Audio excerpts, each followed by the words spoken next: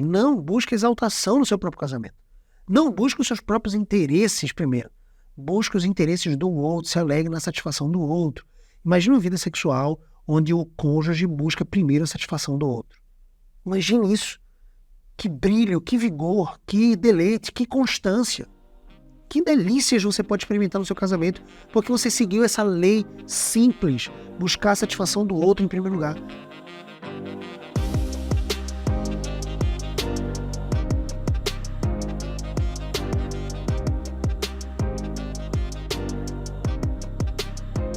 Graça e paz, meus irmãos. Minha amada, muito obrigado, Andressa, por esse convite, por essa oportunidade de ser instrumento nas mãos do Senhor na vida de tantos casais. Mais um programa da rádio que estamos juntos aqui, Tempo de Família, para dedicar literalmente tempo de instrução, para nutrir espiritualmente a vida de tantos casais, tantas famílias, para a glória de Deus. Nesse programa nós vamos conversar um pouco sobre 7 leis. Eu vou te falar 7 leis que vão melhorar o seu casamento. São leis que estão de acordo com as Escrituras Sagradas, que é a nossa regra de fé e de prática. Se você quer viver uma vida para a glória de Deus, desfrutar de todo o potencial que um casamento, que é a instituição do Senhor, tem, você precisa seguir essas 7 leis, você precisa seguir essas orientações. Olha, não tem jeito. Se você vive uma vida matrimonial, você sabe o que é estar cansado, algumas vezes frustrado, chateado ou chateada, porque nós somos seres que dentro dos nossos relacionamentos manifestamos as nossas imperfeições, as nossas práticas pecaminosas, infelizmente, são marcas que machucam ou mancham o outro. No casamento não é diferente. É a relação humana mais íntima, é a relação mais importante entre dois seres humanos. E aquela que acontece num ambiente constante. Essa constância pressupõe estar juntos, morando no mesmo ambiente, vivendo todos os dias no cotidiano, literalmente juntos, respirando o mesmo ar, conversando, e em algum momento você vai se cansar, vai se frustrar, mas você precisa lembrar do parâmetro que Deus estabeleceu para o casamento. O chamamento dele para o seu casamento é de excelência, é de um desfrute, de um crescimento e amadurecimento. E o casamento, ele pressupõe exatamente isso, um processo pelo qual nós vamos com o nosso cônjuge passar por uma jornada de construção de virtudes, um desenvolvimento da maturidade e piedade cristã. Quando eu e você, nós nos relacionamos com Deus, quando nós desfrutamos de um relacionamento íntimo com o nosso Senhor, com Jesus Cristo, nós precisamos entender que fomos chamados para imitá-lo em todos os aspectos. E essa imitação pressupõe que nós vamos, cada dia, mortificar a nossa natureza pecaminosa, mortificar as nossas paixões, que são e fazem guerra contra o nosso Espírito Santo, o Espírito Santo que habita no nosso coração, e ao mesmo tempo vamos também progredir no caráter de Jesus. O único caráter que importa para um cristão, casado ou não, mas especialmente casado ele vai desfrutar muito mais disso, é o caráter de Cristo. É quando eu e você nós mergulhamos na intimidade com Deus e imitar a Jesus. Deus é um Deus bom, manso, piedoso, misericordioso, justo, prudente, sábio. São essas características que nós precisamos desenvolver. Ele é um Deus alegre em todas as coisas. Ele tem domínio próprio e nós precisamos produzir esse fruto. Então essas 7 leis vão te ajudar a melhorar no seu casamento porque elas estão de acordo com esses princípios da palavra. São 7 leis. A primeira lei, comece a anotar e guardar no seu coração, mastigue esse entendimento, esse conhecimento e comece a pensar em como aplicar ele na sua vida, no seu dia a dia. A primeira lei é colocar todos os problemas do seu casamento no papel. Seu casamento é um ambiente onde as dificuldades, as batalhas acontecem. Algumas pessoas falam assim, meu casamento não está bom, está em crise. E eu quero que você entenda que isso faz tão pouco sentido quanto você dizer que um lugar está em guerra. Quem está em guerra são as pessoas que estão batalhando naquele lugar. O casamento, de fato, não é um lugar de paz, é um lugar de guerra, mas é uma guerra contra o próprio pecado, contra a própria natureza pecaminosa. Imagine um ambiente onde todos os mandamentos do Senhor são cumpridos, onde você vive uma vida de obediência prática a Deus e você desfruta de, literalmente, paz com Deus e com o próximo. Esse ambiente é o ambiente que Deus projetou para o seu casamento. É esse esforço de obedecer a Jesus e de conduzir o seu cônjuge, né, em obediência também, que vai fazer com que vocês desfrutem de alegria no casamento. A palavra de Deus deixa muito claro: felicidade é igual a obediência ao Senhor, cumprir os mandamentos. O que traz infelicidade do sofrimento? O pecado. É quando eu e você desobedecemos a Deus, quando nós não honramos as autoridades, quando nós não respeitamos os papéis, quando nós não falamos a verdade e fazemos falso testemunho, quando há prostituição, adultério, quando há lascívia, ou egoísmo, ou orgulho. São nesses momentos de manifestação pecaminosa em que há tristeza e sofrimento no casamento. Então, o ambiente é o casamento. É como se fosse o campo de batalha. Mas a batalha que deveria ser travada, né, que Deus tensionou para o casamento, é a batalha contra o seu próprio pecado e não contra o seu cônjuge. A luta não é contra ele. Então, sim, o casamento vai possuir, né, naquela região, naquele ambiente, algumas dificuldades e problemas. E você precisa listar esses problemas. Encará-los significa observar de forma específica quais são. Eu sempre faço esse convite: para de generalizar os problemas do seu casamento. Algumas pessoas dizem: meu casamento não está bom. E ela não consegue especificar qual é o problema, ou o ponto de melhoria, ou qual é a situação frustrante no casamento. Ela consegue talvez listar 1 ou 2, mas ela diz que todo o casamento está ruim. Então ela começa a generalizar e essas palavras vão reverberando na sua própria consciência, vão moldando os seus sentimentos, porque esses pensamentos vão moldando os sentimentos.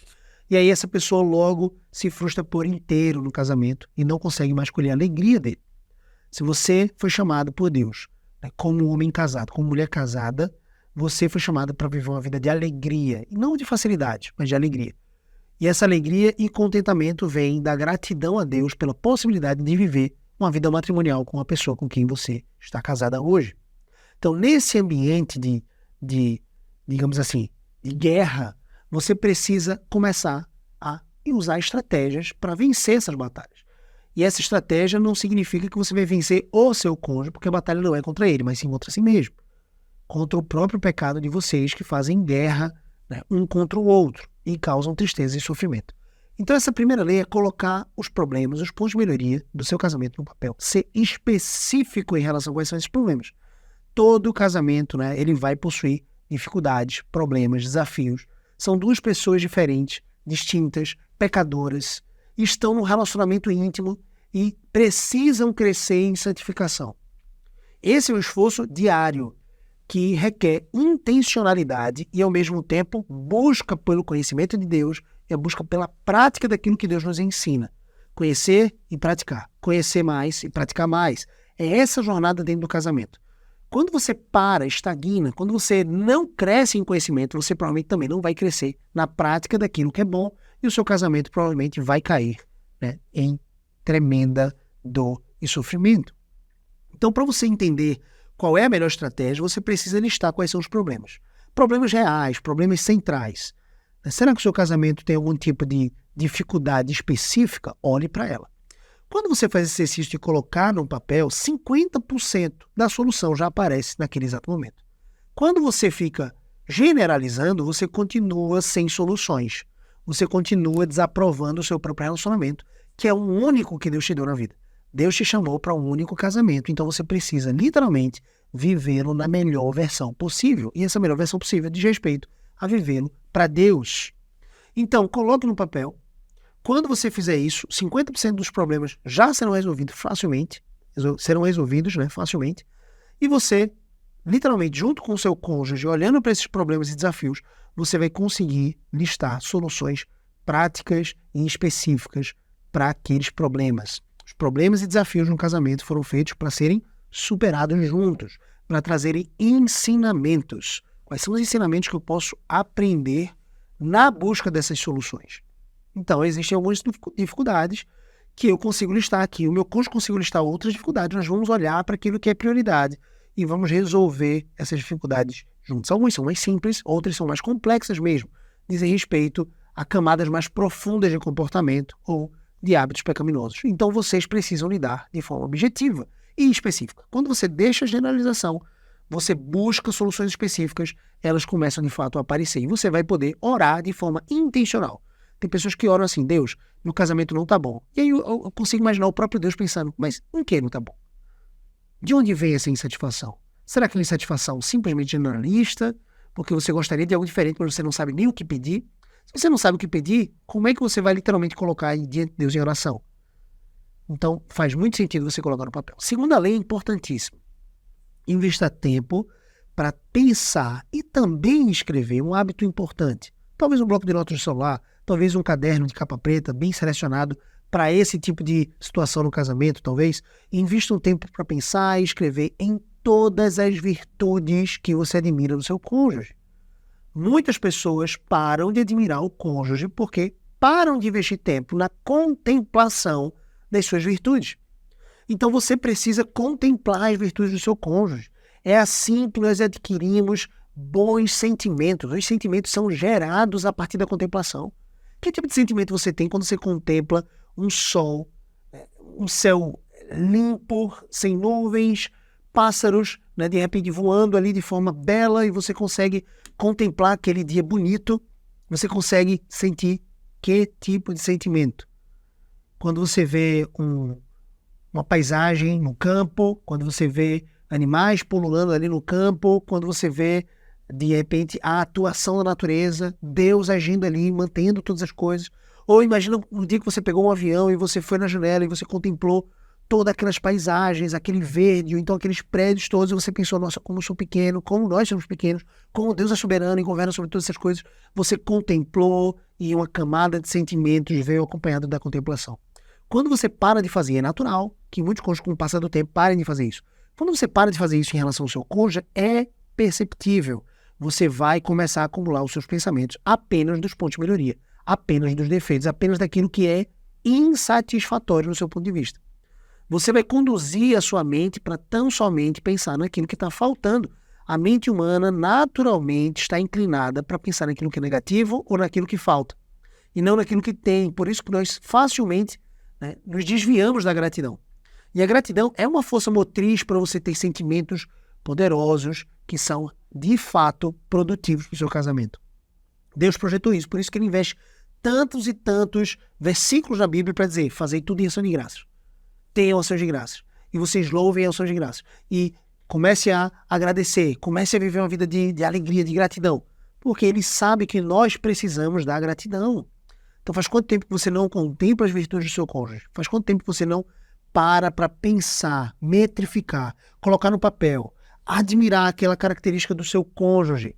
Isso vai fazer sentido para melhorar o seu casamento. Se você está pensando em fazer isso hoje, separe esse tempo, já investe essa dinâmica junto com o seu cônjuge, demora um tempo ali, coloca uma música de louvor e de adoração ao Senhor e começa a se dedicar a pensar de forma intencional nas virtudes do seu cônjuge. É muito fácil você listar os problemas, talvez, se bem que é um exercício de especificidade que muitas pessoas não estão acostumadas a fazer, que é a primeira lei. E a segunda lei, né, tem um desafio ainda maior. Deixa eu colocar no papel aquilo que eu admiro. E é muito importante que você comece a listar coisas que dizem respeito ao seu relacionamento amoroso.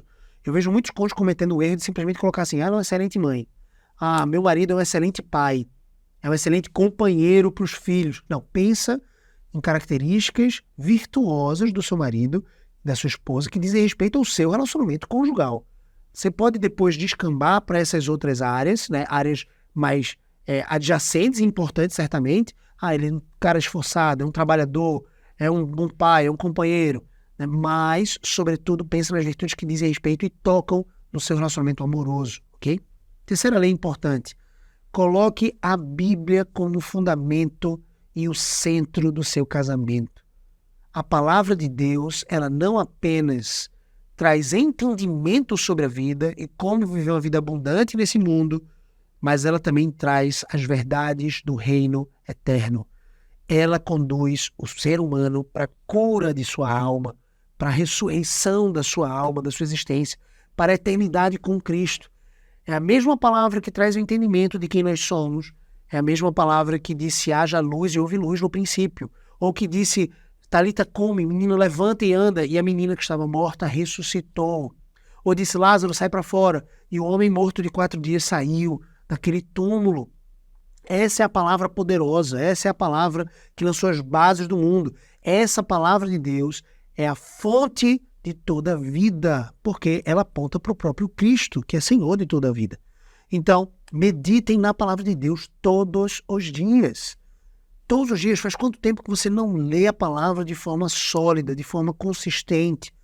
Faz quanto tempo que você não deseja, aspira? A palavra de Deus diz, assim como a corça suspira pelas águas, assim por ti, ó Deus, suspira minha alma. Faz quanto tempo você não suspira? Eu suspiro, eu desejo o Senhor, eu desejo a tua presença, eu desejo a tua palavra. Coloque a palavra de Deus e o próprio Senhor Jesus, a pessoa de Cristo, como o centro, o alicerce do seu casamento, da sua família. Chame-o para perto, chame-o para o seu relacionamento conjugal, chame-o em oração, ore individualmente pelo seu cônjuge, ore com o seu cônjuge, se ajoelhe ao redor da cama antes de dormir, se coloque em oração, compartilhe os motivos de oração um do outro, abra o coração diante do seu cônjuge, né, pedindo para que ele interceda a Deus por você e interceda junto com ele. Coloque a Bíblia como fundamento e o centro do seu casamento.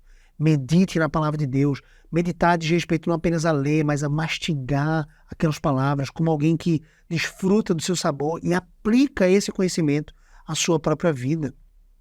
Todos os dias nutram espiritualmente um ao outro, compartilhem versículos, compartilhem trechos, produzam o fruto do Espírito. Aquele ramo que não produz fruto é cortado e lançado fora, diz a palavra de Deus. Eu e você, nós fomos enxertados na videira verdadeira que é Cristo e recebemos dele essa sua seiva, como diz o texto de Romanos, capítulo 11, para que possamos produzir fruto. E a palavra de Deus diz que, na analogia de que Deus é o agricultor, ele poda o ramo para que esse ramo possa produzir mais fruto. Eu e você precisamos produzir o fruto do Espírito. E esse fruto está em toda mansidão, domínio próprio, longanimidade, alegria, amor, bondade.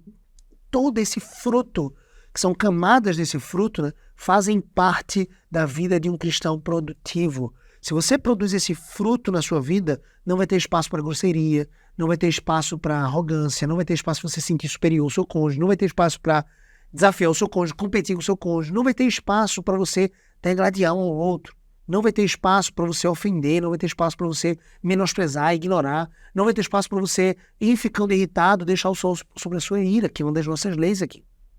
Então, as 3 leis até agora, colocar os problemas no papel, ser específico em relação às soluções, investir tempo para pensar e contemplar nas virtudes, colocar a Bíblia como fundamento, dão base e sustentação para a 4ª lei. A 4ª lei é buscar a satisfação do outro primeiro. A palavra de Deus diz em Filipenses 2 que eu e você, nós precisamos imitar o bom exemplo de Cristo, que não julgou como usurpação ser igual a Deus, mas a si mesmo se esvaziou, tomando a forma de servo. Esse Cristo que tomou a forma de servo para nos salvar, para morrer em nosso lugar, resistindo a todas as tentações e permanecendo santo, sem defeito, sem mácula, sem pecado algum, para morrendo na cruz nos salvar da nossa condenação eterna, a qual nos estava reservada por sermos pecadores, por pecarmos contra um Deus tão santo, tão justo e tão bom, infinitamente poderoso e soberano. Quando ele nos ensina esse modelo, ele diz, vocês devem considerar um ao outro superior a si mesmo, os outros superiores a si mesmo. Esse é o benefício de sermos filhos de Deus, é de desfrutarmos de alegria servindo o outro. Por isso que você precisa buscar a satisfação do outro em primeiro lugar. Imagine um relacionamento onde cada parte está buscando a sua própria satisfação. O final é que nenhum desses dois, consegue de forma plena se satisfazer. O egoísmo impera e o amor sucumbe. Quando o egoísmo ele reina no casamento, você busca os seus próprios direitos, e aí você vai ter o texto de Lucas 14. No texto de Lucas 14, Jesus vai contar uma parábola de um homem que, quando chegava nos banquetes, ele sentava sempre no banco da frente. Na primeira fileira, ele buscava a exaltação. E aí, para sua vergonha, chega talvez alguém superior a ele, o dono da festa vira, toca no seu ombro e diz assim, amigo, vai lá para trás, porque aqui é o lugar de alguém com mais honra. E ele sai humilhado. Por isso que Jesus diz no versículo 11, do texto de Lucas 14, aqueles que se exaltam serão humilhados e os que se humilham serão exaltados. Não busque exaltação no seu próprio casamento. Não busque os seus próprios interesses primeiro. Busque os interesses do outro, se alegre na satisfação do outro. Imagine uma vida sexual onde o cônjuge busca primeiro a satisfação do outro. Imagine isso. Que brilho, que vigor, que deleite, que constância. Que delícias você pode experimentar no seu casamento, porque você seguiu essa lei simples, buscar a satisfação do outro em primeiro lugar. Imagina um casamento agora onde o inverso acontece, onde o cônjuge busca o interesse do outro em primeiro lugar. A satisfação do outro gera satisfação para o cônjuge e ambos estão nessa mesma perspectiva, nessa mesma cosmovisão. Quanto deleite esse casamento vai ter? Você entende o porquê o seu casamento não está deleitoso, o quanto você está frustrado no seu casamento, porque você não está buscando satisfação do outro em primeiro lugar. Na verdade, você está esperando o outro ter algum tipo de prerrogativa. O casamento não é 50-50. Não é 50%, 50%. O casamento tem muito mais a ver com 100%, 0%. É uma entrega integral, completa, independente do outro. Por mais que exista essa coparticipação, se ambos pensam dessa maneira, se as partes do casamento pensam em entregar 100%, o casamento desfruta de abundância. Sirva com alegria sem esperar nada em troca. E a gente está indo para o final. A lei 5, se você está anotando, essa é a 5ª lei agora.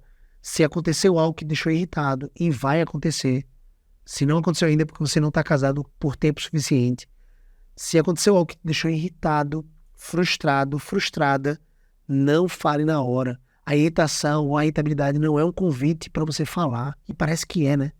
Parece que quando você está irritado, você fica impelido a falar, a talvez ofender, a expressar todo o seu direito. A vida conjugal é muito mais sobre serviço do que sobre direitos. Se aconteceu algo que te deixou irritado, não critique a pessoa, olhe para o fato. Você consegue escalar exortações em relação ao fato e não à pessoa necessariamente. Não para ofender. Segure a sua língua, domine-a. A palavra de Deus diz que aquele que domina a sua própria língua é varão perfeito. Perfeito varão. Domine a sua língua, domine as suas emoções. Não dê vazão às suas emoções, porque elas precisam ser sentidas e elas precisam ser manifestadas, melando e manchando o seu casamento, trazendo mácula para ele. Mas depois de certo tempo, depois de refletir, talvez como a sua própria mãe ou pai dizia, contar até 3, você consegue racionalizar, identificar o problema, ver que o fato realmente não foi agradável, gerou irritabilidade, mas você consegue exortar, falar com amor. Falar na hora certa, da forma certa e com o conteúdo certo. É o como, onde e quando. Quando eu vou falar, como eu vou falar, de que maneira eu vou falar, quais são as palavras que eu vou escolher. É a sabedoria de uma exortação prudente, que tem como objetivo de ganhar o coração do outro. Quando você tenta satisfazer as suas próprias emoções irritadiças, você ofende e acaba comprometendo a restauração do seu casamento. Quando você consegue exortar com foco no coração do seu marido, da sua esposa, com foco no resgate daquilo que ele fez, ou seja, ele fez algo errado, ela fez algo errado, isso precisa ser ajustado, e você consegue fazer isso, você tem um alvo no coração dele, o seu casamento consegue progredir, desenvolver as virtudes que Deus projetou para que fossem desenvolvidas. Então, se aconteceu algo que te deixou irritado, não fala na hora, domina a sua língua, domina as suas emoções, fala com amor, mas não deixa o sol se pôr sobre a sua ira. Essa é a ideia.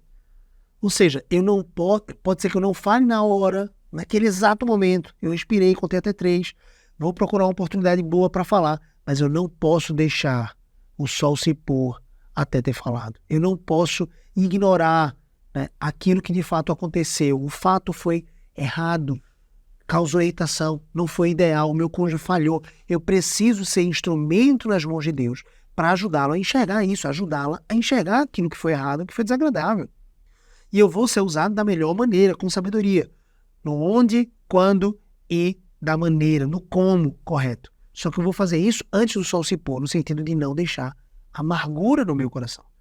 Quando você deixa por orgulho de ajudar e exortar o seu cônjuge, você está minando o seu próprio casamento no seu coração. Você está desenvolvendo amargura.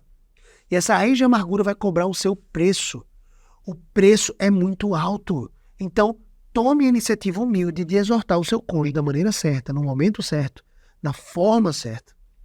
Tome essa iniciativa de fazer isso antes do sol se pôr. Entenda, sol se pôr aqui como uma metáfora para antes do dia terminar. 6ª lei. Defina prazos para realizar tarefas importantes para o outro. Sabe aquela cortina que faz 2 meses que a sua esposa pediu que você tirasse defina um prazo, estabeleça e se comprometa com isso. Se fosse o seu chefe pedindo, você já teria feito, que faz parte do seu trabalho. Sabe aquele almoço especial que vocês estão tentando fazer juntos, você e sua esposa, aquilo que você se comprometeu com seu marido de dedicar um tempo só para vocês, estabeleça um prazo, estabeleça uma data para que vocês possam fazer isso. Estabelecer dias para ficar sós com o seu cônjuge durante a semana, talvez um dia, talvez uma noite, coloca as crianças para dormir realmente mais cedo, fica sós, janta, conversa, assiste algum filme que vocês gostem, uma série, por que não? E você vai conseguir desfrutar da companhia do outro. Agora, existem dias que você pode marcar que são mais específicos, como jantares, viagens, dias a sós são muito importantes e fundamentais. O casal precisa estar junto, em conexão. Essa conexão vem de uma conexão física, emocional e espiritual. A conexão física, ela vem com um toque. Quantos casais padecem, são saudáveis no que tange a uma vida com Jesus. Mas essa vida com Jesus parece ser, não prática a ponto de moldar o casamento.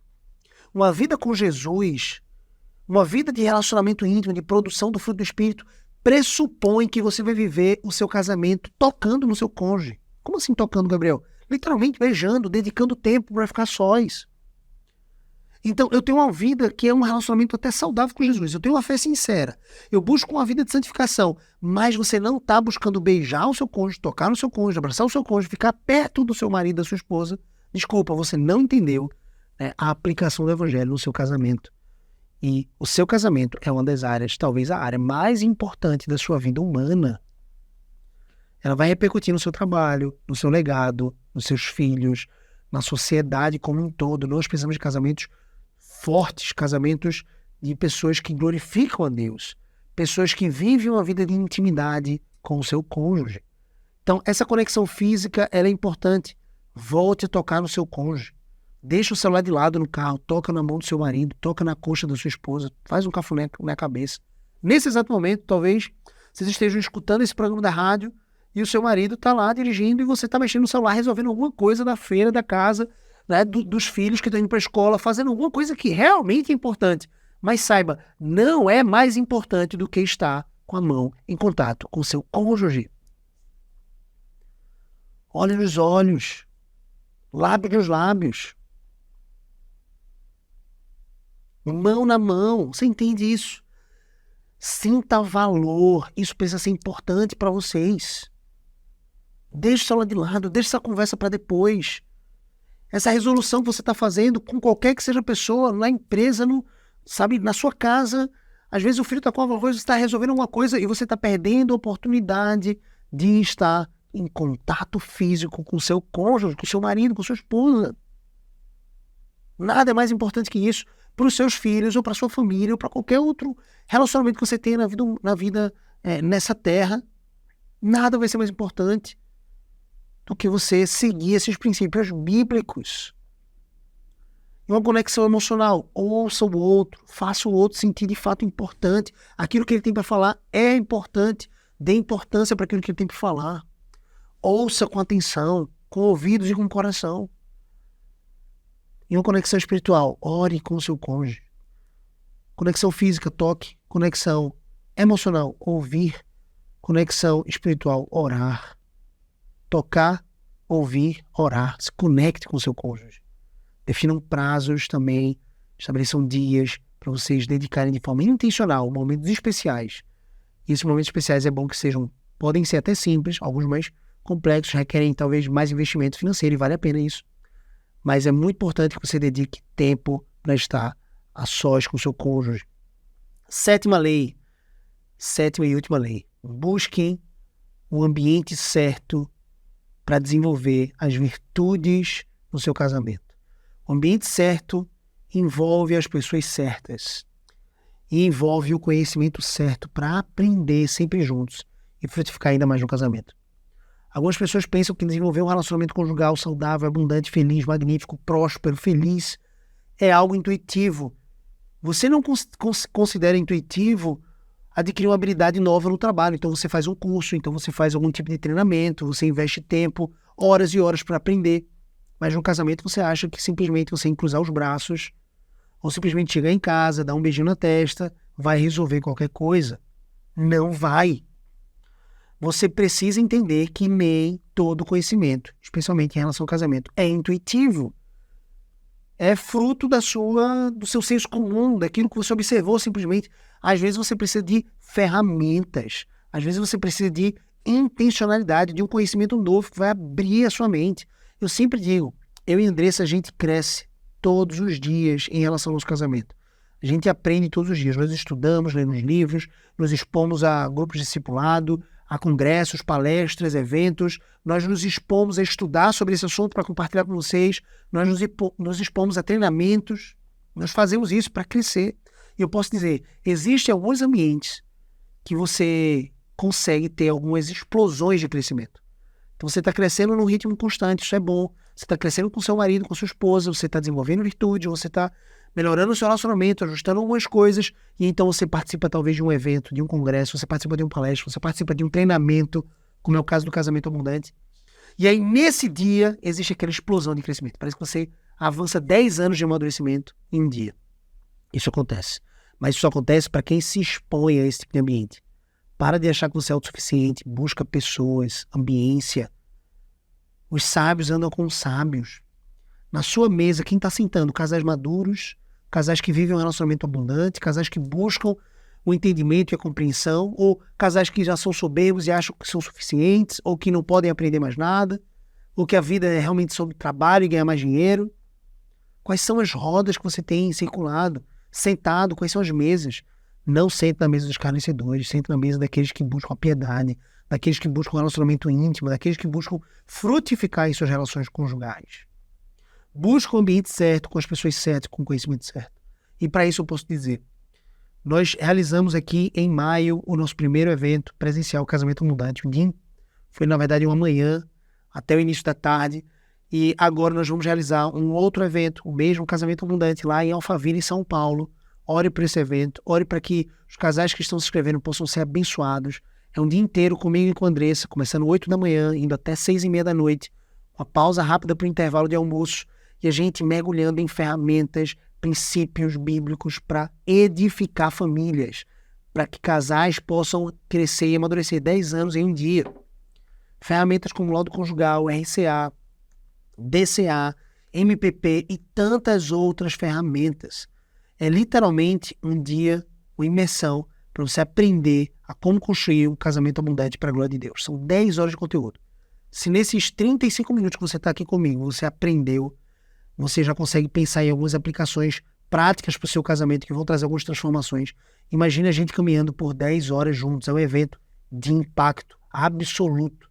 O laudo conjugal, por exemplo, é uma ferramenta que você vai identificar todos os pontos de dor e melhoria no seu casamento e vai conseguir traçar estratégias para a resolução deles. Tem o MPP para mostrar um caminho bíblico para resgatar e permanecer conectado e apaixonado pelo seu cônjuge e amando o seu casamento. O VPM é uma técnica, uma ferramenta, eu fiz um pouco disso aqui, mas tem uma ferramenta prática para você desenvolver as virtudes e os pontos de melhoria do seu marido, da sua esposa, e você conseguir observar isso de forma clara. O DCA, desenvolver um design, um desenho como um arquiteto de um casamento feliz e abundante. Às vezes você não sabe o que você quer, às vezes você não sabe como chegar naquelas definições que você nem mesmo pensou. Então a gente te conduz nessas definições bíblicas. O RCA, para viver um casamento abundante, você precisa realmente estabelecer uma rotina intencional. E o RCA é essa ferramenta para criar essa rotina que é abundante para a glória de Deus. Essas ferramentas e muitas outras você encontra dentro do Casamento Abundante. E vai ter dia 26 de agosto lá em São Paulo, Alphaville, e também no dia 21 de outubro aqui em Recife, tá? Provavelmente no Hotel Bugan, lá em Boa Viagem. Se você tem interesse em saber mais sobre esse evento, me manda um direct, uma mensagem lá no meu canal do Instagram, @Gabriel C de casa, B de bola, O de olho, tá? Gabriel CBO. Então manda uma mensagem, me segue para mais instruções. Todos os dias eu posto conteúdo bíblico sobre casamento, Reels, Stories, vídeos no canal do YouTube. O canal do YouTube é Casamento Abundante. Então se você quer se inscrever no canal do YouTube, assistir as palestras, assistir as aulas, se você quer, né, começar a entrar e participar de uma roda de pessoas que convergem para a construção de um casamento mais abundante, feliz e próspero, para o bem da sua família, para a glória de Deus, você precisa me seguir nas redes sociais. Casamento Abundante no YouTube e também o Gabriel CBO no Instagram. Se você quer mais informações sobre esse evento, Casamento Abundante, tanto lá de São Paulo, você conhece alguém que precisa participar desse evento, precisa participar dessa transformação, manda para ele o meu Instagram, chama, manda uma mensagem para mim, eu vou amar conversar com você. Sou eu mesmo, não é minha equipe não. Tenho equipe, mas quem conversa no Instagram lá sou eu. A gente vai conversar pessoalmente e eu vou te dar o link de acesso para você fazer sua inscrição. Tem um preço porque é um evento robusto, envolve um hotel, envolve locação, envolve equipe, envolve funcionários, salários, mas o conhecimento ele é transformador demais, tá bom? Espero você lá no Casamento Abundante, 26 de agosto, em São Paulo, Alphaville, e 21 de outubro aqui em Recife. Deus te abençoe abundantemente, espero ter agregado na sua vida. Me segue nas redes sociais, segue também a Andressa Ecoprime, Andressa com 2 S, Ecoprime com 2 6, a minha esposa. Todos os dias ela posta conteúdo sobre criação de filhos, educação, casamento. E é isso, Deus abençoe a sua vida abundantemente. Conte comigo, ore por esse ministério, Casamento Abundante. É um ministério, é um legado, é um propósito, tá bom? E é isso, Deus abençoe a sua vida. Vamos orar. Senhor Jesus, muito obrigado, Pai, por esse dia, pela Tua graça, pelo Teu favor. Nos ajuda a aplicar essas 7 leis, nos ajuda, Senhor Deus, a vivermos uma vida prática, Senhor Deus, de serviço ao nosso cônjuge, de amor, de intimidade. Nos ajuda, Senhor Deus, a olhar com os olhos graciosos, Senhor Deus, para o outro, com amor, com doçura. Nos ajuda a nos conectar, Senhor Deus, a termos intimidade, a termos um relacionamento próspero, íntimo, profundo, Senhor Deus, a desejarmos a companhia do outro. Ó Deus, nós sabemos que o ambiente perfeito, Senhor Deus, correto que o Senhor projetou para a criação dos nossos filhos foi o casamento. Então nos ajuda a fortalecer os nossos casamentos. Nos ajuda, Senhor Deus, a fortalecer esse relacionamento com o nosso próximo, com o nosso cônjuge. A deixarmos as reclamações de lado, os julgamentos temerários de lado e possamos buscar, Senhor Deus, o amor, o favor, a graça, Senhor Deus, e possamos também lapidar um ao outro nessa jornada. Ó Deus, abençoe os meus irmãos para que eles possam crescer em intimidade contigo, em intimidade com os seus cônjuges. E abençoa, Senhor Deus, eles nessa vida prática de serviço e de transbordo. Ó Deus, eu te agradeço por essa oportunidade. Apesar de mim, Senhor Deus, use essa palavra para alcançar corações e transformar lares. Em nome de Jesus. Amém.